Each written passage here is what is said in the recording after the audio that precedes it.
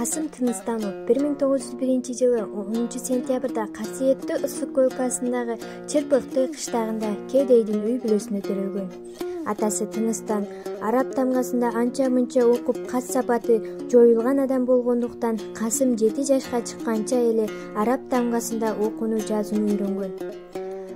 1912-жылы Касымды атасы Тыныстан Каракөл шаарындагы Орус туризм мектебине орноштурушат. 1916-жылга чейин Касым ал мектептин 3-классын орус тилинде бүтүрөт.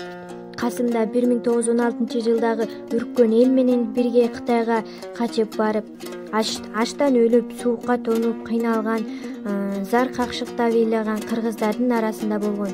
Алардын мундуу оюн укту.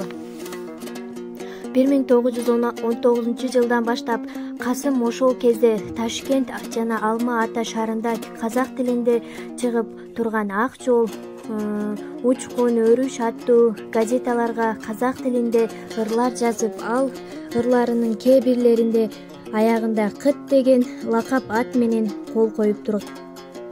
Жайлоо, көзгүдөй мөңкүрөгөн тунук булак, сай-сайдан үн ашырып түшкөн туйлап, ыр-ырдап 90 түрдүү күйгө салса, үнүнөн танасыңбы турсаң тыңшап. Токтобой жүрүп турган жели кандай, таптаза таштай тунук, чыктуу атырдай, бетиңден сылап сыйпап эркелесе, көңүлүңдө кандай калсын жер жазылбай.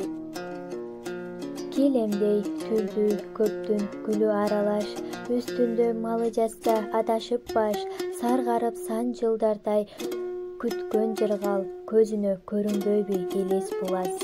Мындагы айран кымыз кең эмеспи, булактай агып жаткан кең эмеспи, дүлкүрөп төрт түлүгүң өсүп турса, кең жайлоо жанга жыргал жер эмеспи.